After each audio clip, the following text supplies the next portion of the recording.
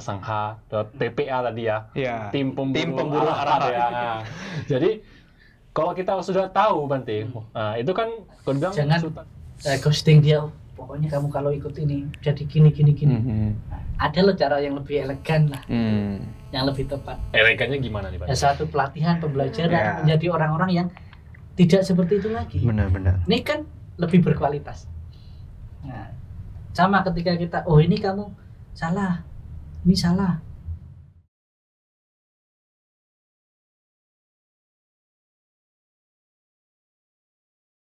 Oke, jadi Bante, tadi kan kita bahas yang donor darah, ya kan, donor organ, ya kan. Nah, jadi tadi kan sudah dibilang ya, prosedurnya baru ada kadiver gitu kan. Nah, jadi kalau misalnya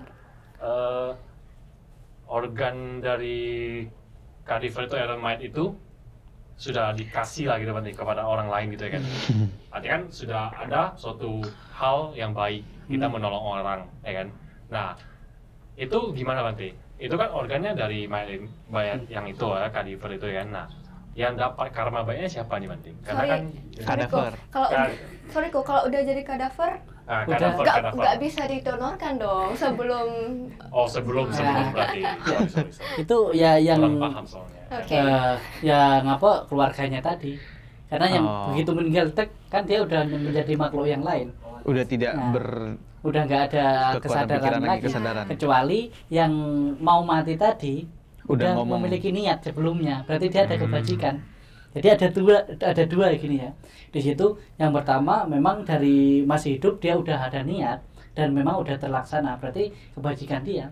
Tapi kalau memang sudah dalam bentuk mayat, kemudian keluarganya yang mendanakan dan ini tidak menjadi permasalahan di antara keluarga, semua udah sah, semua oke, ya yang melakukan itu yang dapat gitu.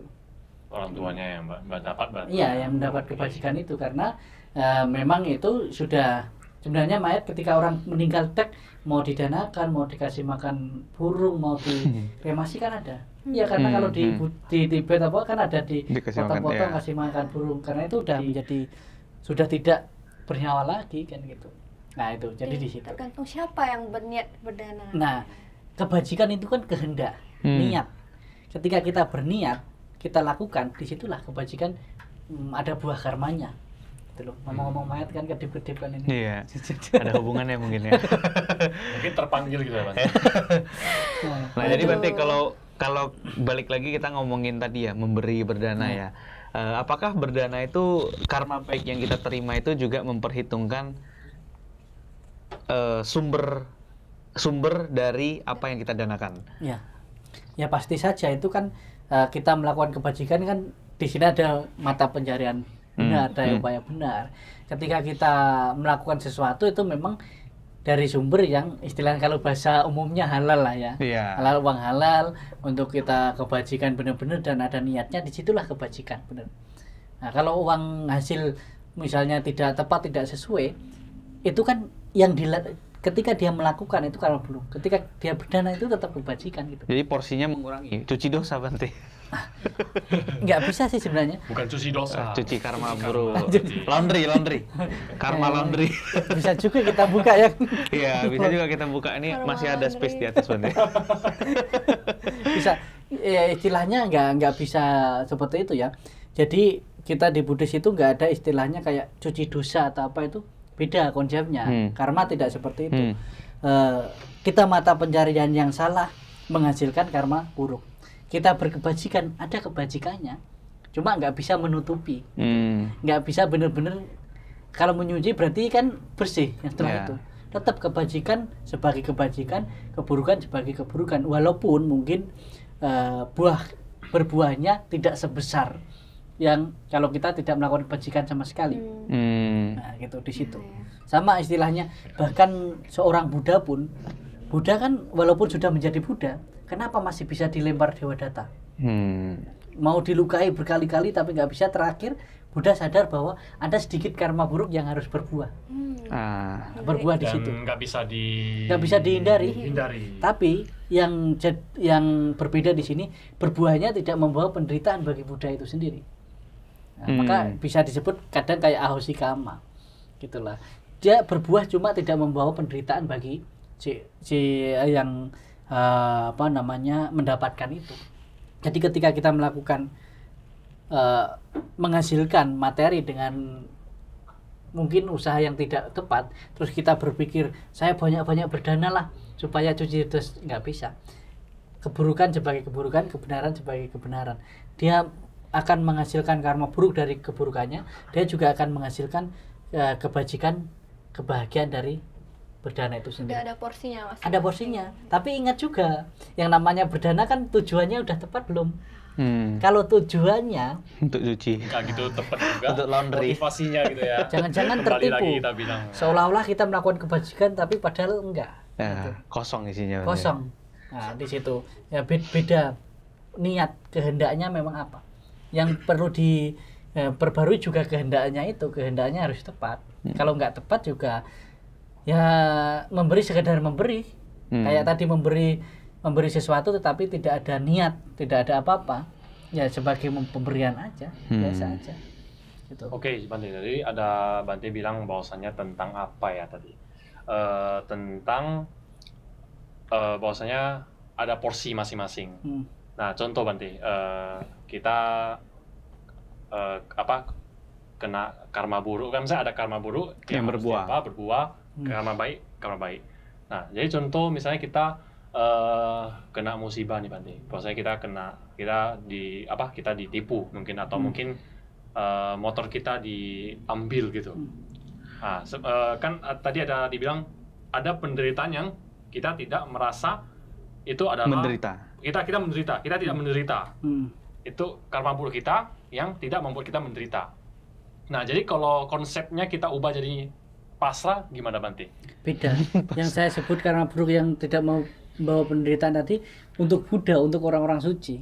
Oh, jadi Bukan untuk kita. Kalau beda kita ya, tetap Bang? membawa penderitaan, Bante. tetap menderita. Kita siapa? Soalnya gini Bante, saya dulu pernah kan, ya ini karma buruk saya mungkin kan, motor saya dibegal gitu kan. Misalnya bukan dibegal, dicuri. Diambil atau dicuri? Diambil tanpa izin ya.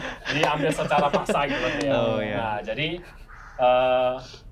pada saat itu saya ada rasa kayak sedih, Nah, cuman ada rasa juga kayak ya udah pasrah gitu. Misalnya mungkin ya karma buruk saya gitu.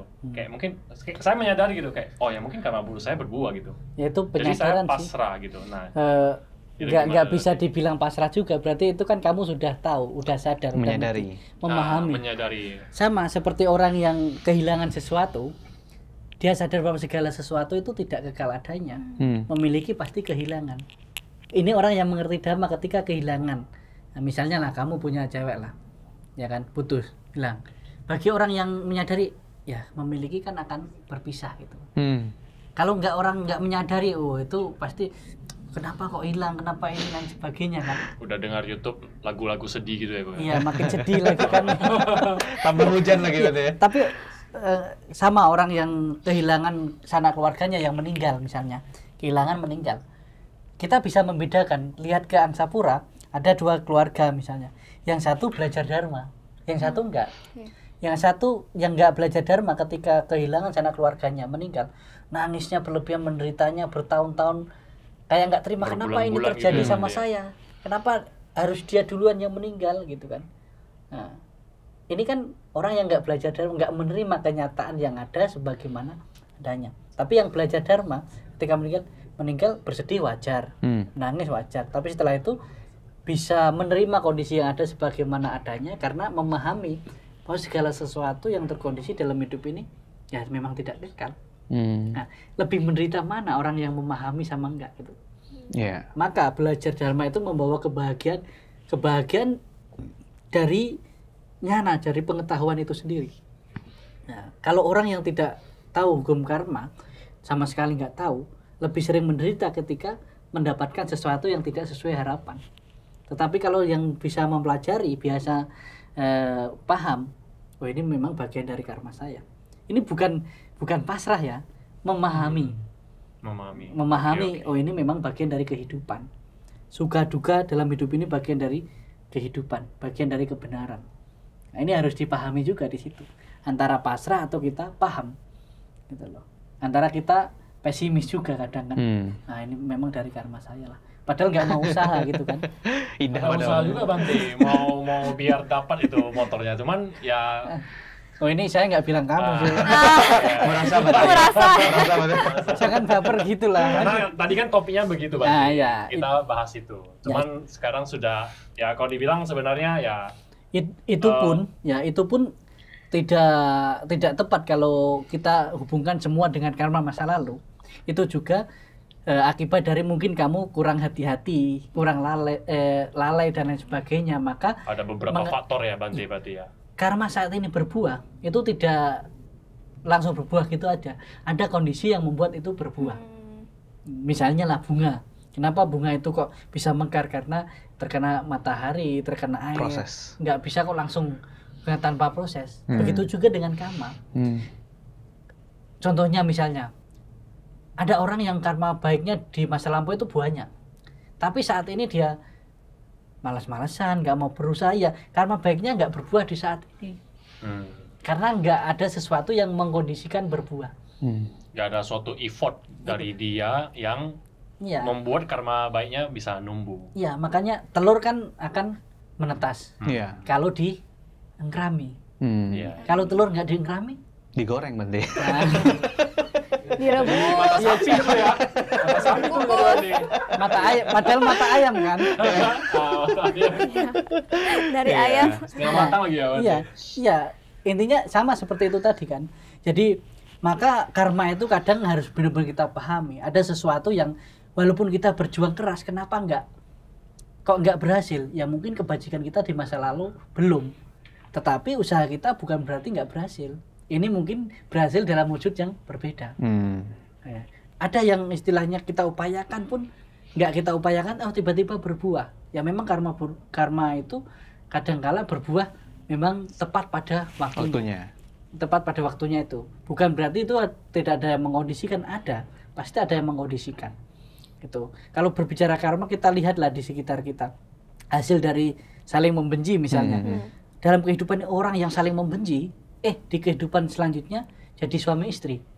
Dari nikah sampai punya anak, punya cucu, berantem tiap hari. Tapi sampai mati sama-sama gitu. Iya. Nah, ini penderitaan orang yang dulu saling membenci. Beda lagi orang yang saling mencintai, terlalu terikat, terlalu melekat. Wah, pokoknya kehidupan yang akan datang harus sama-sama. Ini bahaya juga. Kalau sama-sama terlahir sebagai pria, ya pria sama, ya itulah. Ya, Konteksnya ada lain ya. Konteksnya ada lain. Yang satu sebagai manusia, yang satu enggak. Yang satu cowok, yang satu cowok lagi kan. Nah. Tapi Bante mungkin menimbrung pertanyaan dari Ko JP nih ya. Ada kadang kan, misalnya di case Ko JP motornya hilang. Ada dua kondisi nih. Kadang ada teman saya yang berpikir, untuk mengatasi penderitaan ini ada dua pikiran. Jadi pertama beli mungkin motor baru. itu lebih menderita. Kalau kaya nggak apa-apa, money. Satu, mungkin kalau misalnya kereta saya nggak hilang hari ini, besok-besok saya naik kereta, saya lalai, mungkin ada kecelakaan. Itu satu, menghindari hal yang lebih buruk lagi. Jadi saya belajar untuk acceptance, menerima lah. Tapi ada lagi yang satu, mungkin saya kurang berdana nih. Ya bisa juga. Ya, Sama juga kalau orang pacaran putus, ya kita harus bersyukur dipisahkan sama orang yang kurang tepat gitu. Oh iya. Kita jangan-jangan saya memang dipisahkan sama orang yang kurang tepat kan gitu. Yang awalnya kita dikekang, ya tiba-tiba bebas kan gitu. Ya. Kok kita ya, kalian lah ya. Salah. Waduh. Jadi kita belajar dari kehilangan sebenarnya. Ya. Belajar dari kehilangan bahwa segala sesuatu yang ada di hidup ini sebenarnya tidak benar-benar milik kita. Kenapa ada penderitaan ketika kita kehilangan? Karena kita merasa memiliki. Sering saya bilang, kenapa kita menderita berlebihan ketika kehilangan sesuatu? Bukankah kita pernah bahagia tidak memiliki sesuatu itu? Gitu. Kadang-kala saya pernah mengalami hal seperti itu, maka saya renungkan. Misalnya saya ingin misalnya HP gitulah. Setelah saya dapat kan bahagia ini. Tapi saya pernah loh bahagia tidak punya HP ini. Kenapa ketika kehilangan itu saya kok menderita kali gitu? Karena saya terikat pada sesuatu yang sebenarnya tidak benar-benar milik kita. Nah, saya ulangi lagi ya. nanti kan di TikTok kan. Iya. Iya. Wow. Iya. Ada Bante. Sudah masuk deh. Sama Bante. Siska nanti. Kenapa kita menderita berlebihan ketika kehilangan sesuatu? Bukankah kita pernah bahagia tidak memiliki sesuatu itu? Nah itu kan ini sebagai apa, selain sebagai pemahaman, ini hiburan untuk kita, menghibur diri kita kadangkala. Ya kehilangan tidak selalu membawa penderitaan, karena kita sebagai umat Buddha justru kan ajaran yang paling simpel, paling sederhana dan membawa kebahagiaan yang kekal. Bukan kekal, istilahnya kebahagiaan tertinggi kan pelepasan. Kalau kita ngaku kita murid Buddha, Buddha aja meninggalkan segala sesuatu untuk menjadi pertapa. Kita kapan? Belum lama jauh. Kan, Iya, iya. istilahnya seperti itu kan. Kita belajar melepas dari kehilangan. Kita belajar melepas dari berdana, bukan membawa keterikatan. Gitu loh. Ya, berusaha untuk mendapatkan sesuatu itu harus. Karena kita kan butuh hidup sebagai masyarakat kan membutuhkan sesuatu. Yeah. Tetapi tidak kok kita mati-matian untuk sesuatu yang tidak kita bawa mati lah istilahnya. Nah, tidak terlalu terikat dan mengingat pada sesuatu yang tidak perlu kita benar-benar miliki. Karena seni menjadi bijaksana itu tahu mana yang harus kita tinggalkan dan mana yang harus kita perjuangkan. Ulangi ya. Tiket masuk ke Rius. Seni menjadi bijaksana itu kita harus tahu mana yang harus kita tinggalkan dan mana yang harus kita perjuangkan. Nah itu. Jadi kadangkala kita menderita berlebihan ketika mungkin kehilangan sesuatu, mungkin kalian lah gitu punya pasangan, punya cowok atau cewek, ketika kehilangan kok seolah-olah hidup saya udah berhenti di sini aja. Aku nggak bisa hidup tanpamu gitu istilahnya. Oksigen. Tanpa oksigen sih. Tapi ya banyak lagu kayak gitu sih. I can live without you. Iya. Itu karena terlalu mendalam keterikatannya gitu. Nah, Terlalu terikat betulnya. terlalu terikat. Sama sebenarnya itu hal yang wajar. Mungkin ketika Pangeran Siddhartha meninggalkan istrinya, anaknya, mungkin istrinya bisa seperti itu gitu. Tetapi pemahaman yang didapatkan Pangeran Siddhartha setelah menjadi Buddha, malah membahagiakan semua orang. Jadi disitulah seni menjadi bijaksana seorang Pangeran Siddhartha, tahu mana yang harus ditinggalkan, mana yang harus diperjuangkan. Dia memperjuangkan untuk menjadi Buddha itu. Seperti saya ada dengar juga Bante. Bijak itu pasti baik. Baik belum tentu bijak. Nah, sama Sang Buddha itu. Jadi meninggalkan bukan berarti tidak peduli. Gitu. Kadangkala kepedulian harus kita dengan cara meninggalkan. Gitu. Mencintai tidak selalu memiliki. Kadangkala karena kita mencintai sesuatu harus kita tinggalkan, karena kalau kita ada di situ kita merusak. Sama kalau kita mencintai bunga atau apa, kita harus merawatnya. Kalau hanya sekedar suka, pasti dipetik. Iya. Tapi kalau mencintai, Dirawat. Karena puncak tertinggi dari mencintai adalah melepaskan. Lagi.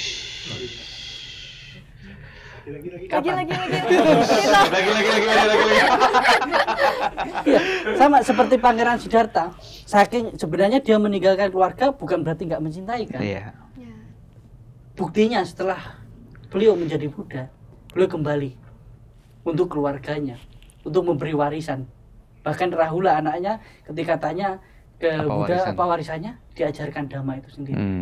Jadi itu lebih bermakna, lebih berarti.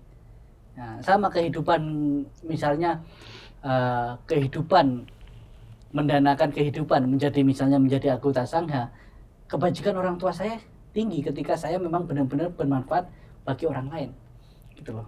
Dan di sini juga salah satu cara saya balas budi kepada orang tua. Jadi balas budi kepada orang tua yang benar-benar bermanfaat sebenarnya itu memanfaatkan jasmani kita, kehidupan kita benar-benar bermanfaat untuk semua makhluk.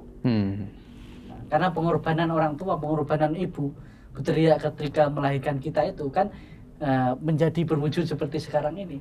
Ya pergunakanlah ini yang warisan berharga dari orang tua itu badan jasmani kita. Maka pergunakan itu dengan baik dan benar. Oke Bante. Nah Bante, ini kan bertepatan juga udah mendekati Hari Katina ya, Hari Raya umat Buddha, Ya. agak hari besar agama Buddha yang biasa kita rayakan dengan kita berdana Di jubah, ladang ya. paling besar, ladang paling subur lah ya kesempatan ibaratnya. yang paling spesial. Nah dari tadi kan kita ngobrol dengan Bante kan, yang saya tangkap mungkin ketika kita masih ingin berdana, ada sedikit celah ataupun sedikit noda di dalam batin maupun pikiran kita. Nah, mungkin di dalam Katina ini juga makin banyak ya teman-teman di luar sana yang bisa aja berpikiran sedikit noda di pikiran mereka. Contohnya, saya berdana jubah atau berdana obat-obatan, tapi kok kayaknya dari 100 orang yang hadir, obat-obatan yang dipegang kok sama, di rolling gitu kan. Ini kan modern, zaman modern kan udah diputar-putar gitu kan. Nah, bagaimana tips dari Bante ataupun mungkin cara ya supaya kita itu bisa berdana dengan yang seperti Bante tadi bilang, tanpa keraguan, bahagia sebelum, bahagia saat, dan bahagia sesudah. Ya, maka motivasi, kembali lagi pertama motivasi kita berdana itu. Berdana untuk menyokong kehidupan para bhikkhu sangha. Dan sebenarnya di situ kan bukan hanya jubah dalam bentuk yang berwujud saja, mungkin nanti untuk pendidikan, untuk kelangsungan dalam pembelajaran dan lain sebagainya bisa dialihkan ke hal-hal yang lain. Maka kadang-kala kita sebagai umat Buddha harus menjelaskan itu kepada umat-umat yang berdana supaya bisa untuk pemahaman yang lebih baik dan lebih benar. Maka pemahaman tujuan yang lebih baik. tujuan yang lebih baik dan pemikiran bisa bahagialah sebelum, saat, dan sesudah berdana itu sendiri. Nah, teman-teman di luar sana kan mungkin harusnya ya jutaan yang menyaksikan kita. Aduh. Dia tahu essence ya kan. Makhluk-makhluk di Iya. sekitar Jutaan kan dalam artian yang nampak maupun tak nampak Bante ya. Nah ini kan bertepatan juga udah mendekati Hari Katina ya. Jadi gunakanlah kesempatan baik ini untuk berdana kepada ladang menanam kebajikan yang paling baik ya, yang multiplier efeknya itu paling besar Bante ya. Untuk Nah, anggota sangha. iya untuk anggota Ini pun sangha. kalau dibilang saatnya memantapkan pemahaman dan praktek lah. Praktek. diri sendiri agar biar bisa melepas untuk berdana. Jadi tidak ada keraguan-keraguan yang nanti muncul lagi ya Bante ya. Iya. Jadi maksimal ya. Ya, jadi harusnya episode perdana ini cukup penuh ya, kita ngobrol-ngobrol ya, cukup seru, kita berbincang-bincang. Udah cukup? Udah ya, nah oke. Udah cukup ya. Nah nanti Bante kami ucapkan mungkin terima kasih sekali sudah berkenan hadir di podcast yang ya sederhana. Bukan pertama ini, dan terakhir saya kan? Enggak lah Bante. Kami kan yang penting jadwalnya cocok aja Bante. Bante kan setelah ini mau mampir ke YouTube yang lain gitu ya. Jangan lupa nanti balik lagi ke YouTube Iya. kita. Sedang. Berkenan untuk kita undang kembali Podcast Bante. Podcast, ya. Podcastin orang yuk. Ya, jadi ngomongin dari tadi kan kita ngomongin banyak orang Bante, cuman nggak sebut nama ya. Bukan gibah juga ya, bukan gibah. Nah jadi mudah-mudahan Bante berkenan kembali kita undang untuk kembali membicarakan topik-topik yang ringan dan Hangat diperdebatkan. Ya, iya. Dan ada solusi yang Ya, menempatkan. bukan menciptakan masalah ya, tapi mendapatkan solusi ya. Solusi ya, yang Ya, tepat. semoga teman-teman yang menonton episode kali ini cukup tercerahkan, cukup terhibur. Dan juga ya ada komen-komen atau pertanyaan-pertanyaan yang mungkin menyeleneh juga ya, yang ada di hati teman-teman yang mungkin gundah merana. Iya. Boleh banget Dituliskan di komen di Dituliskan di bawah, komen. kita akan coba. atau Ya. topik-topik yang lebih bagus lagi. Ya, Ya. mungkin bisa request teman-teman mau topik apa, nanti bisa komen di Ya. bawah ini. Nah, nanti Ya. kita bahas dengan Nanti pembicara di bawah ini selanjutnya. ada QR juga ya. Ya,